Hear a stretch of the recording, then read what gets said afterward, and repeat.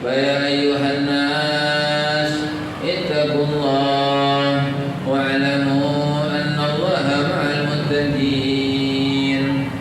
Alhamdulillah, segala puja-puji syukur kita haturkan kepada Ilahi Rabbil Izzati yang telah berikan kita berbagai macam nikmat, wabil khusus nikmat iman, Islam, sehat serta panjang umur.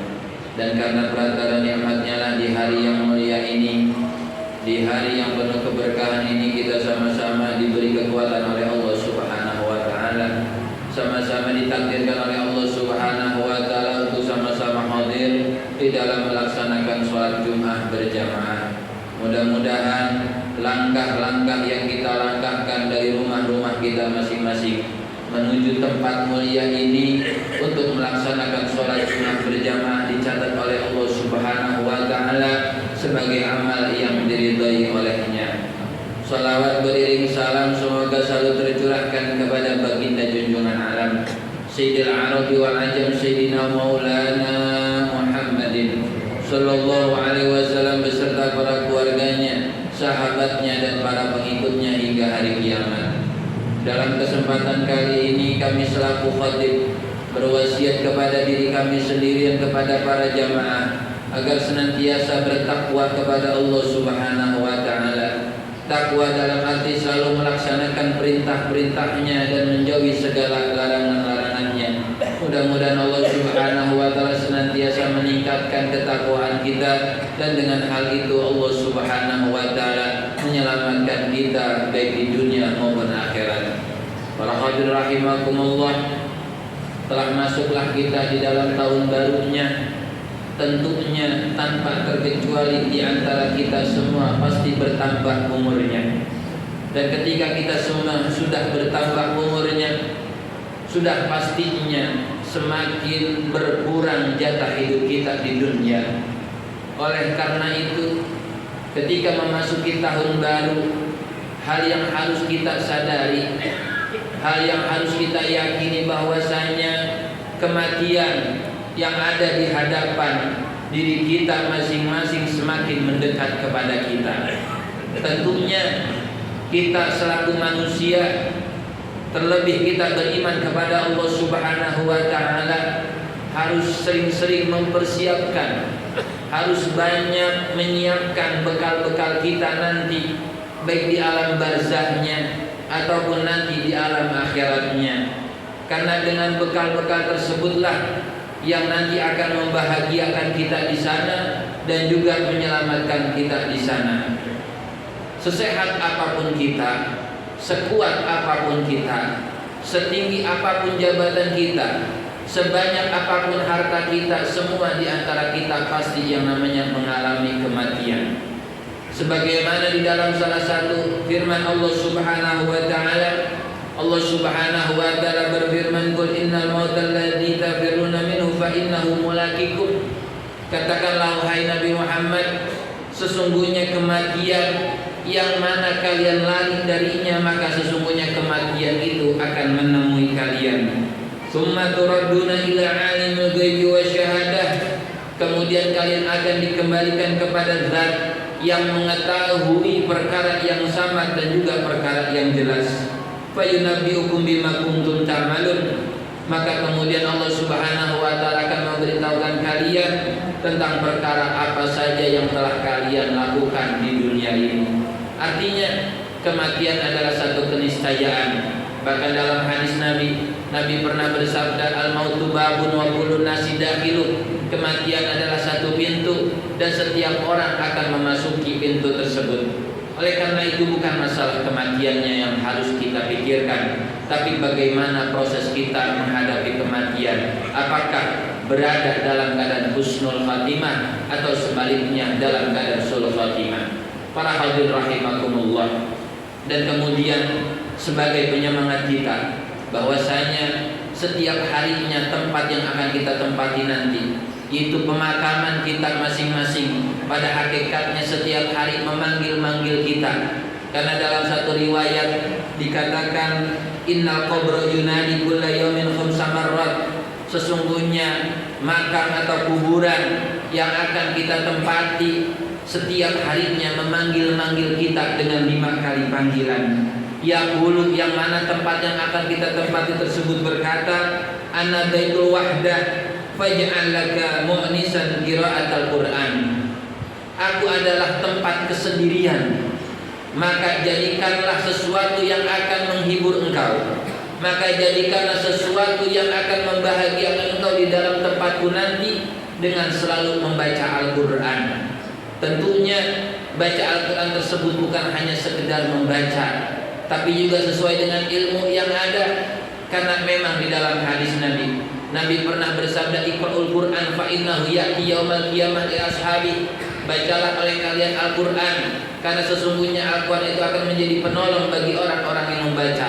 Tapi ketika membacanya kita dengan serampangan, ketika membacanya kita tidak memperhatikan panjang pendeknya, tidak sesuai dengan tajwidnya, khawatir masuk di dalam hadis Nabi yang mana beliau berkata, rubba qari'il Qur'an wal Qur'anu yal'anu. Banyak yang baca Al-Qur'an, tapi Al-Qur'an itu malah melaknat orang yang membaca tersebut, karena memang ketika membaca tidak sesuai dengan ilmu yang ada. Selanjutnya yang kedua, dia berkata, wa ana baitu dzulmah fanawwirni fi sholatil lail. Aku adalah rumah yang penuh dengan kegelapan, maka terangilah tempatku dengan selalu melaksanakan sholat di malam hari. Kita sediakan sholat di malam hari dengan waktu yang tidak begitu lama, dan setelah sholatnya kita meminta ampun kepada Allah Subhanahu wa ta'ala.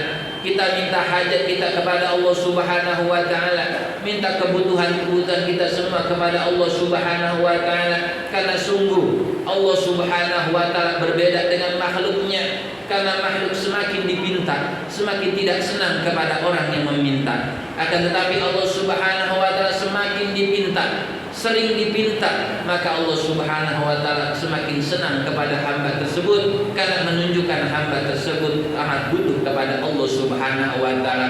Bahkan bagi mereka yang tidak pernah berdoa kepada Allah Subhanahu wa ta'ala, tidak pernah bermunajat kepada Allah Subhanahu wa ta'ala, khawatir masuk di dalam hadis qudsinya Allah Subhanahu wa ta'ala berfirman, man lam yad'uni aghdab alaih. Barang siapa yang tidak berdoa kepada aku, tidak memohon kepada aku, maka aku akan murka kepada dirinya. Para hadirin rahimakumullah. Selanjutnya, tempat yang akan kita tempati itu setiap harinya berkata yang ketiga kalinya, wa ana baitu turab fahmilil firasha wa huwa al-amalu sholih.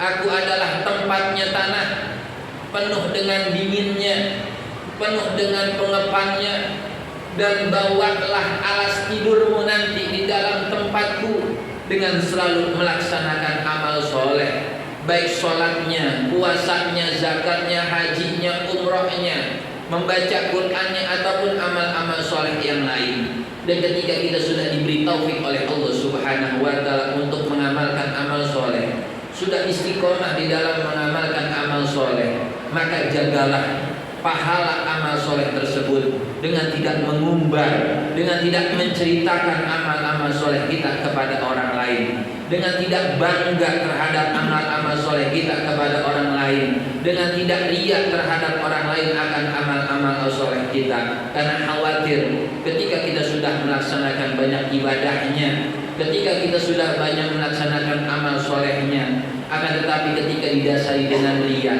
ketika didasari dengan ujub, ketika didasari dengan sum'ah, maka amal-amal ibadah kita semua dihapus oleh Allah Subhanahu wa ta'ala dari pahalanya. Karena memang salah satu syarat diterimanya amal ibadah kita untuk selalu mengikhlaskan apapun yang kita amalkan semata-mata hanya untuk Allah Subhanahu wa ta'ala, semata-mata hanya untuk mencari ridhonya Allah Subhanahu wa ta'ala. Selanjutnya yang keempat, wa ana baitul afa'i fa'milil kiryaqa wa huwa bismillahirrahmanirrahim wa ikhraqid dumu'i. Dan aku adalah tempat sarangnya ular, maka bawalah penawar ular tersebut agar tidak ada ular di dalam tempatku, dengan selalu membaca bismillahirrahmanirrahim, dan juga sering untuk menangisi terhadap kesalahan-kesalahan yang kita miliki di dunia, sering menangisi terhadap maksiat-maksiat yang sering kita lakukan. Ketika kita introspeksi diri, ketika kita bermuhasabah diri, kapan terakhir kita menangisi dosa kita? Kapan kita menangisi kesalahan-kesalahan kita? Bahkan banyak di antara kita menangis karena kehilangan saudara kita, karena kehilangan kekasih kita, karena kehilangan harta kita, karena kehilangan kesempatan kita. Amat sangat jarang kita menangisi kesalahan-kesalahan kita. Kita menangisi dosa-dosa kita. Kita menangisi atas maksiat kita yang kita lakukan terhadap Allah Subhanahu wa taala. Oleh karena itu, dengan adanya perkumpulan Jumat seperti ini, dengan mengadakan sholat Jumat seperti ini dijadikan oleh kita sebagai cas agar sampai Jumat ke depan selalu terus istiqomah, terus menangisi kesalahan-kesalahan yang ada pada diri kita, dan terus berusaha untuk selalu baik dalam setiap harinya, agar ketika nanti ajal menyebut kita dalam keadaan tersenyum dan orang-orang yang ada di sekitar kita itu dalam keadaan menangis. Dan yang terakhir, tempat yang akan menjadi tempat peristrian kita pun berkata, wa ana baitu su'ali munkarin wa nakir. Aku adalah tempat pertanyaannya malaikat munkar dan nakir. Fakfir ala dhahri qaula la ilaha illallah. Maka perbanyaklah engkau di atas punggungku, yaitu maksudnya di atas tanah, untuk selalu untuk memperbanyak membaca la ilaha illallah. Liyumkina laka an tujibah, agar kau bisa menjawab pertanyaan munkar dan nakir tersebut. Mudah-mudahan dengan khutbah yang singkat ini kita selalu terus diberikan taufik dan hidayah oleh Allah Subhanahu wa taala, selalu istiqomah di dalam melaksanakan ibadah-ibadah kita kepada Allah Subhanahu wa taala, selalu istiqomah untuk terhindar terhadap maksiat-maksiat kepada Allah Subhanahu wa taala, dan mudah-mudahan kita semua tanpa terkecuali diwafatkan oleh Allah Subhanahu wa taala dalam keadaan husnul khatimah. Amin ya rabbal alamin. A'udzu billahi minasyaitonir rajim. Bismillahirrahmanirrahim. Wal 'ashri